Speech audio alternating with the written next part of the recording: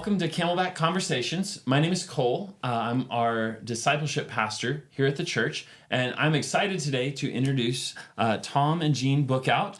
Tom is going to be coming on as our what do we want to call you? The music guru? The director of classical music. The director of classical music and everything that entails. And so super excited to have you guys joining us. And we look forward to this time of encouraging the congregation and just letting them get to know you guys a bit.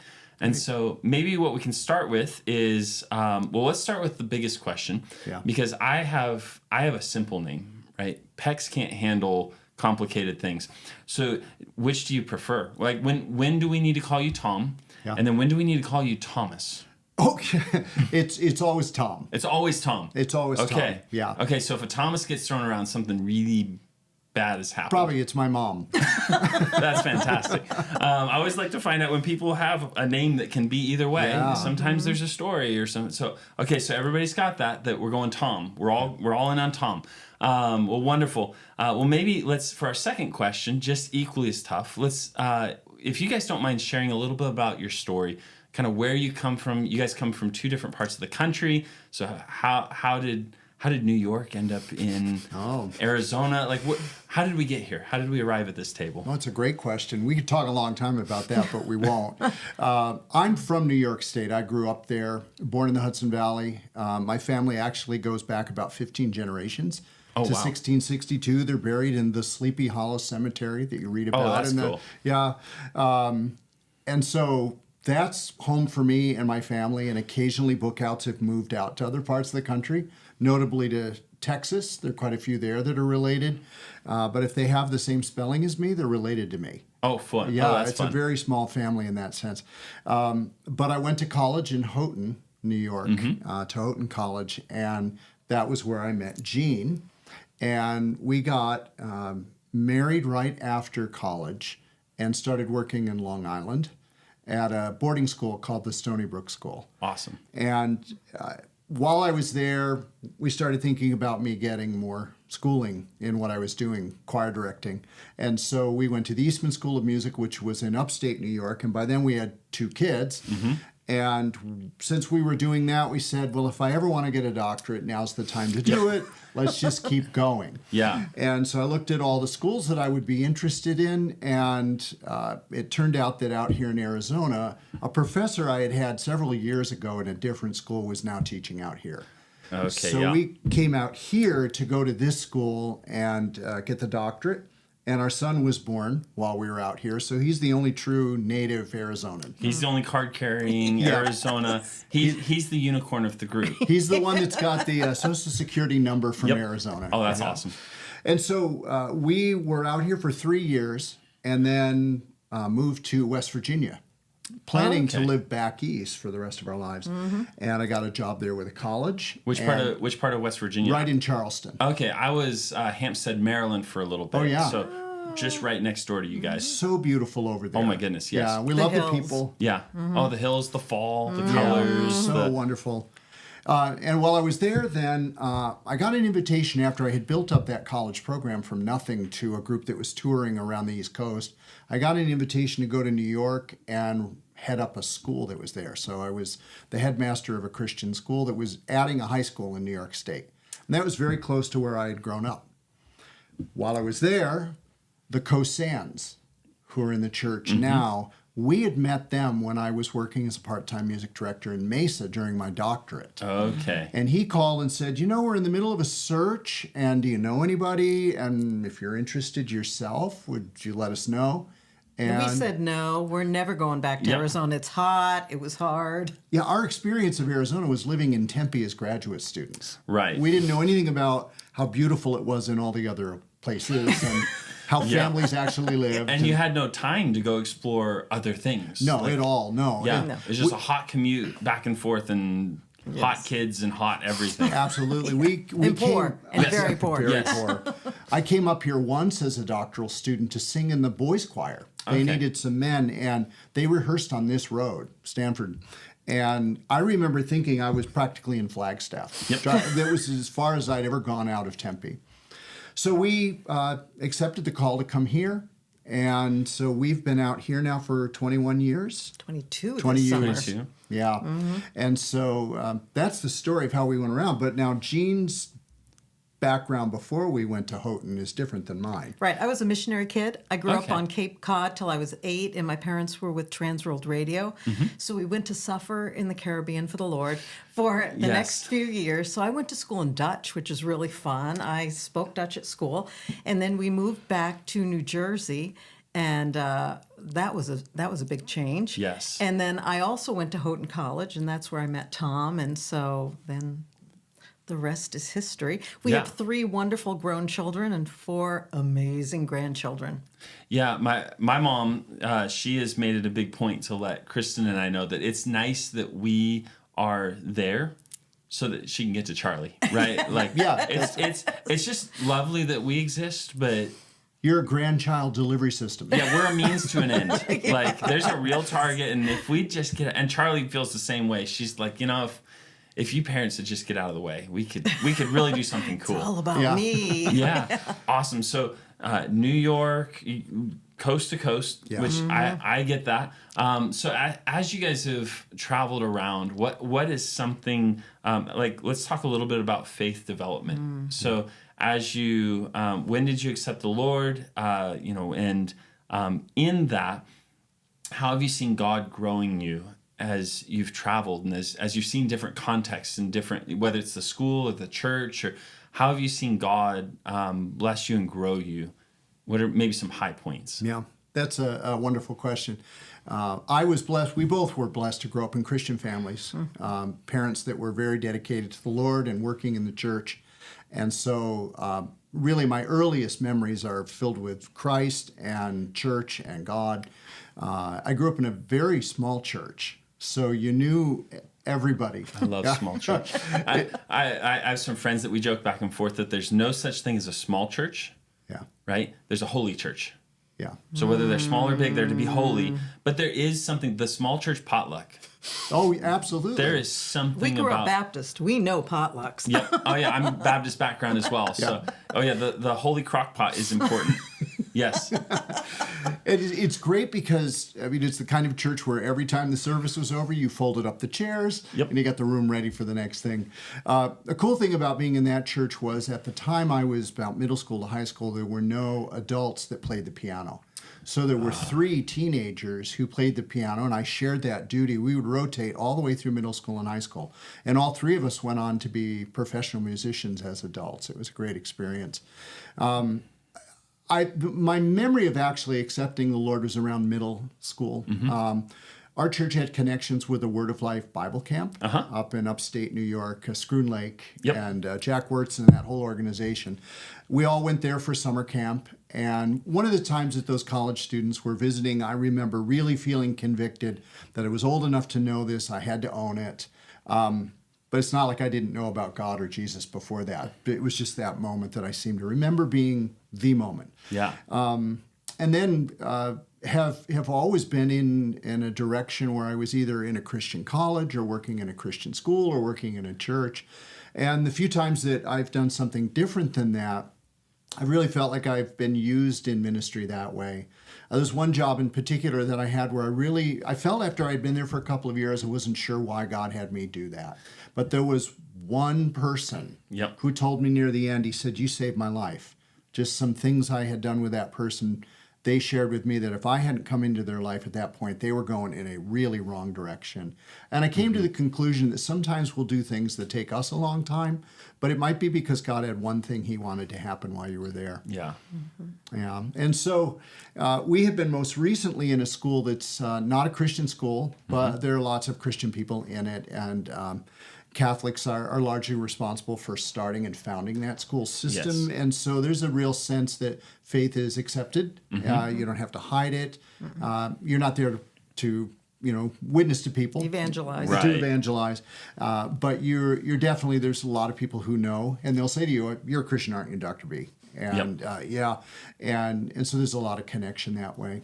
Awesome. How about you? Well, I accepted the Lord when I was 5 years old, and then being a missionary kid and being blessed with Christian parents, I think I got discipled a lot. I think I I was fortunate to be in a really great youth group and a really great church, going to a Christian college. But I have to say, going to a Christian college has its limitations as well, because you get so comfortable Yes. that you're not really standing up for your faith, maybe, and so I think that was something I learned. And I think raising kids is challenging, and you certainly have to have a lot of faith Yes. that God is faithful, that no matter what, He loves us, and that we're going to love our kids the same way, even if they make boneheaded decisions here and there. Yes. That we've done the same thing, and God is faithful. And so I think that's one of the greatest things we've seen in our life, even with one of our daughters who had a serious neurological injury. We were told she had a 50% chance of walking again, and she's run marathons now. And that was totally, even the doctor said, that's a miracle. Are you praying, people? And we said, yes. Yeah. So we've seen God do miracles in our own life that are just amazing. So we can testify that God is faithful always. Oh, absolutely. It's amazing. You know, people think you're an MK, Yes. so I'm a CK. I'm a construction kid, and so, but it's amazing how, regardless of the setting, right, and whether you're at a Christian environment or a secular environment or in a missionary family or in a construction, whatever it is, there's perhaps no greater mission field, but no better crucible for our spiritual growth than the family, right? That our own family, and that's. Like, we're in the middle of that with our 6-year-old, that, wow, there's times that we're sitting there and we're like, what are you doing? But then it's like a little mirror staring at us, and it's like, oh, okay, I'll learn the lesson too. Awesome. So coming to Camelback, so kind of now we're going to fast forward. You guys were here for a season. Yeah. Right? I was here for 12 years. Yep. And I was music pastor for 9 years. And then when I went back into education at Scottsdale Christian Academy, I was part-time choir director for 2 more years. So kind of phased over to that. Yeah. What was something? Let's start with education world, and then we'll jump into church world. So what's something from teaching? Because you guys have been teaching a little all over. You've been in administration. What's something from teaching that you treasured, that you saw this was a blessing from the Lord that I didn't expect? That's a big question, because sometimes it's just getting through every day. Yeah. It's hard. It's a grind. Work to be a teacher, and the expectations that are on teachers nowadays. It's a challenge. I think the most rewarding thing is seeing students that you just think there's no hope. Yeah. Right. And of course there is, but you look and you just think, boy, it's nice. I guess what I could say is that it has been nice to age as I've been a teacher. The older I get, the more I'm able to look at a child that might be very difficult. I work with 9th and 10th graders and some middle schoolers. Bless you. And but they're wonderful. In their minds, they're adults. Yep. I was just saying that to them the other day. They thought that getting married at a certain age might be kind of young or was just right. There was some debate in the class about that. And I said, well, I recognize it right now. You all think you're fully grown up. And you're going to feel that way again at 21, and you're going to feel that way at 26. At some point, you're going to look back at the age you are right now, and you're going to realize it's very, very young. Yes. So I've enjoyed getting older and be able to look at a student and just know, okay, I just got to hold on tight, put the seatbelt on. They will be all right, and they're going through a phase. Yes. And that phase might be 3 years, but Right. it's ultimately, they'll be different people in a few years. Yeah. And seeing those changes has really a wonderful blessing. So developing that patience to go, this is a long project. It is always a long project. And to be okay with that. Yeah. Like it's not, they're not microwave. Yeah. Yeah. and it's not, it's really not about ultimately whether they learn my music things. Right. I want them to learn the music things because I think their life will be richer. But it's not a box I'm checking off. I want them to be different people at Yes. some point in the future. And so we're really developing people as a team, these young people to become better adults than they would be without these experiences. Awesome.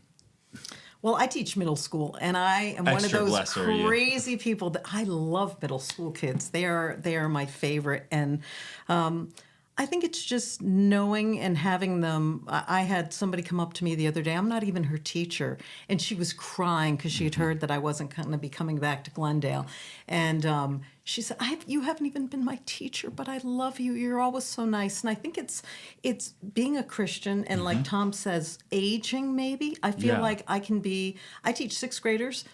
And we have our oldest granddaughter's in seventh grade, so I kind of feel like a grandma teacher. But just knowing that I'm influencing these kids, I'm real with them. They know I love them. I tell them all the time, "I love you. Go away." But I think just seeing the history, we've been doing this for such a long time. I have former students that are in their 50s, which is weird. Because I'm barely 50 myself. We're selling ourselves as very old people. It's just... We've been mostly teachers. We've done this for so long, and it's been a blessing. I mean, to have so many different kids who are now adults, who are our friends on Facebook, who are friends. I mean, we just feel what a blessing to be able to be in the lives of so many people. Be in the people business. Yes. Yeah. So that leads us into the music bit, which I'm glad you brought up, being in the people business, right? Because I think so often we think about church. So I'm finishing up a PhD in Chronicles, which is everybody's favorite book, right? Like we're really doing, but begat. Right. Yes, that first those 9 chapters are where I live. But so in the rest of those, interesting, right? Because as the book of Chronicles talks about music, right? It has this unusual focus on the musicians that always catches people by surprise, right? They think Old Testament, and they think David, they think war. They don't think about all the attention to how the musicians function, what they do. But it's interesting because in the Bible, church music has no element of like separate from the people, right? It's always intimately tied to the lives of the people. The music they couldn't come and bring a song, but then their lives be a disaster. Yeah. Right? God cared about both. Like the Levitical singers had to live with the people, cared for by the people, but also lead the people. So there's church music has a unique life that's kind of unlike anything else, but it's so prominent in our world. So if you don't mind, just talking a little bit about kind of your idea of music in the church. So pretend like I'm a new Christian coming in, and I know about Bible study, I know about discipleship, and then somebody starts singing. What are we doing? Why do this? Why do we sing? Why should we sing? Why can't I just stand there and stare at the organ or stare at the screen? Or you might. A lot of people do. Right. But why shouldn't we? Right? Why should we? What are we doing? What's our goal? Are we a concert? Are we? Maybe inform me as the new believer. What are we doing? Oh, that's a great question. And then you could talk a long time about this and read a lot of books that have talked about the subject. We have a very reading congregation as well. So if you want to throw a book title out, they'll go for it. The Bible. Yes. How'd I do? Yeah, there's 66 really good ones there. There are a couple of ways to approach that question. One is we currently live in a society where people don't sing communally. And just a few generations ago, everyone in America sang. You have pictures of soldiers in World War II just hounding themselves around a piano that somebody found so that they could all sing songs they all knew. So we have become one of the few places in modern American society where singing happens in groups of people. And you can see the reluctance some people have. When you look from the front, you can see that some people, I don't think there's there's not a hard heart. They're just, I don't do this. My wife does this. A lot of times that's the look you see. It's like trying to get me to go run a marathon, right? Like my legs don't do that. Like this is foreign. I will watch you, but this is foreign. Yeah. I think one of the reasons that people don't sing communally anymore is starting in the 50s when we started having commercially available folk music, which we call rock and roll. Once that became something people like to listen to, the level of expertise started going up and up into their mind. And it wasn't singing together. They don't want to hear themselves sing. They don't want it to come out of their mouth and have somebody hear it. Because we're comparing ourselves against things that have been auto-tuned and things that have been produced and managed. And just the average people singing is what you hear in a church. The fact that the Bible talks about musicians and skilled in that, and they had a special role, really highlights the fact that God sees something in the singing of praises that is more than just talking about the truths of God. That's real, but so is singing about it. There was a very famous woman once who said that when I sing, I pray twice. It comes out as words, but it also has all of this other that can't be said, that feeling of it. And if people would let themselves sing and just not concern themselves with how they sound, I think you'd find people that were more able to get caught up in that sense of, this is really what I want to say. But I also think that we want to focus in our churches on the singing that people are doing should be words they would say. Yes. It should be something that would come out of their mouths. Yeah, I was kind of to that end as well. I was in an academic conference a couple weeks ago, and a guy wrote a paper that I found interesting, and he was comparing old music to new, right? And he was kind of talking about how did we get here, and he talked more about the marketing as a big change, right? And then the purpose of music, because during Wesley's day, for instance, people didn't have bookshelves and they couldn't go on podcasts and listen to sermons, and so the music had to be, he used the terms explicit and implicit, that the theology of the song had to be explicit more so in those days, because that was it. Like, that's your midweek service, that's your Bible study, that's your discipleship. And those songs are in your mind. They're in your mind. So now that you have that poem that hopefully is theologically correct, right, it's going to embed in. That's going to instruct. But then he talked about and he based a lot of his rationale in, because we have so many resources available now, more of our music is responsive,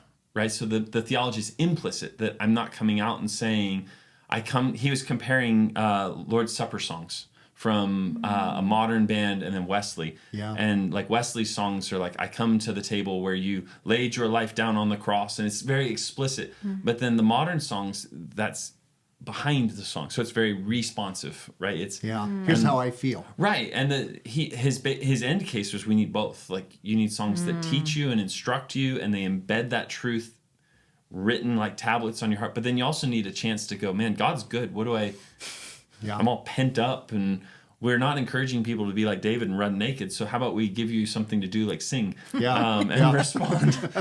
We're big fans of that. And so as you think about leading, like as you prepare for a Sunday morning, kind of what does it take to get to a Sunday morning? What does that look like? And there's logistics, right? But then there's also the heart things. And so you're gonna have a lot of logistics. There's preparing the choir, but what are some of the heart things that come behind preparing for a Sunday morning? Well, it's kind of give people behind the scenes of, because pastors only work for, and music directors, we only work for what? Like 2 hours a week. 2 hours a week, and that's so we got to get it all done pretty quick. Right? Yeah, it's vacation the rest of the time. So what is the heart condition? Because I know preparing a sermon, for instance, there is a burden of, I feel the intimidation of this is the word of the Lord, but the excitement of this is the word of the Lord. And I see my people, and I pray for them as I'm so what does it look like to bring, what comes into getting the worship service there? Yeah. It's interesting that you were making me think of some other things while you were saying that.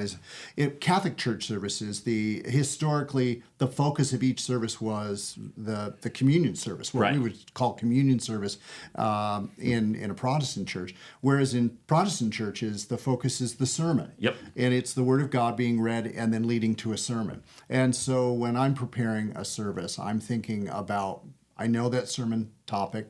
I've known about it a long time in advance, because the things that have to get ready, like a choir anthem, right, and the organist preparing what they'll do with the hymns, takes weeks sometimes. You mean the choir doesn't just make it up? No. Oh, weird. I've always thought that. Wait, they're not supposed to. There it is. So, it turns out adults in junior high, we're not really that different. So that planning is looking again and again at what the sermon is, and then even beyond that, like what you're saying, the what is the scriptural basis for that sermon? What truths are there? Then what resources do we have? What choir anthems are there that speak to that? What Bible passages are there that speak to that? is there a testimony that could be done by, a missionary that speaks that week that really fits that? Yep. That it would be just right on that. And you try to put those things together 52 times a year. Yes. And you try to hit it every time. And then you've got special services that you're planning for. So it's, and then even getting ready with the choir, for example, or preparing the band to play in a contemporary service, their hearts have to be right. Because we will always want to slide into it being a performance. But at the same time, we do want it excellent. Right. The idea of excellence for me in a choir is that we want to be so good at it that nobody's thinking about how good we are at it.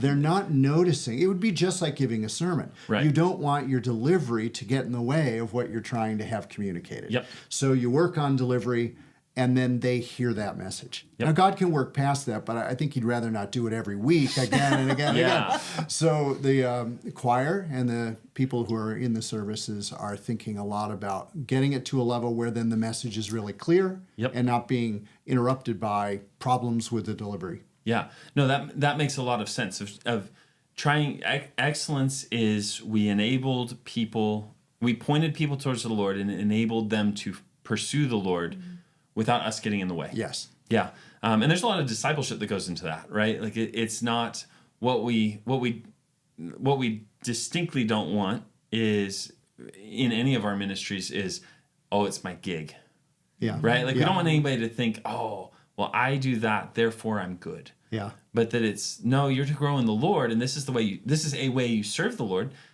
Singing in the choir should be just like working with the kids ministry, should be just like absolutely. serving as like it is a service to the Lord. It's not ours. Yeah. Like Dave Ramsey, JJ and I were talking earlier. Dave Ramsey has this great saying where the company belongs to the Lord. He's just a manager, and that our talents are that way. Like the talents belong to the Lord. We're just here to manage. Yeah. We're just here we get to use them. And it's kind that the Lord lets us use them, but in the Sharing end, his grace in various forms. yes, and that those graces should pull us towards Him. So maybe as a final question, what's something that excites you about coming back on board with Camelback Round 2, right? 2.0. 2.0. But, what's something that excites you, and what's something maybe if you guys had a word for the congregation of a way that we could be praying for you, and I know you guys have finishing out one job, onboarding with another. Like there's a lot of things like that. So maybe a way we can be praying for you guys. Anything? Well, we need a house. So Yes. we need a place to live, or we would Yeah. like a place to live closer. Yes. But I'm really excited. Even though we haven't been serving here at Camelback for probably the last 10 years, this is our family. And we have always felt like anytime we came back to Camelback, that we were coming back to our family. Yeah. Because we were here for so long, and they are so wonderful and faithful. And so I'm personally excited to get back singing with the choir and ringing in the handbell choir and helping in children's ministry if I can. Oh yeah. And doing, we different always have things. space in the children's ministry. Well, and you've met Livy. I love Livy. It's so weird that I'm taking her place. And Yeah. we're a couple of Camelbackers. So Over at Veritas. at Veritas, yeah. Yeah. Well, I think that's it. We sense like the church has been, every time we come, they come, oh, we love you, like they've been friends our whole lives. Yes. This really is our home and our family in Arizona. This Yep. is why we came. We felt that way when we first came. We feel Mary that Gail way. met us at the front desk. Yep. We've been waiting for you. And that was it. We were hook, line, and sinker. Yep. And I think that the people that we know already in the church have just made us feel so welcome about this second time around, and a lot of encouragement. But I can sense that the church is finding its footing, that it is doing well. Every organization in the country, in the world, but every organization in the country, especially churches, have been finding their footing over the last 5 years. Yep. And I feel that Camelback is very healthy that way and has the right foundation. And it's exciting to come back at that time. Yeah. The choir's desire to be in sincere worship has always been very, very high. They've been such a blessing to me. When I've gotten to work with them occasionally, I see that that's still there. And so I'm excited about being used to work with them and to see the congregation really find their voice literally in singing praises to God, and that this service will continue to fill out and round out so that we're not thinking about finding our footing anymore. We're thinking Right. about the ministries that God has us doing. Wonderful. Well, guys, we're so excited to have you all coming on board with us. I'm excited to get to serve together, and I'm excited for our church as we all get to serve together. We're pursuing the Lord together, chasing the same goal and dream, which is seeing many people come to know who Jesus is. Amen. And to get to grow in Him together in worship. And so excited to have you guys coming on board. Thank you. Thank you. And we're looking forward to it. Terrific. Thank you.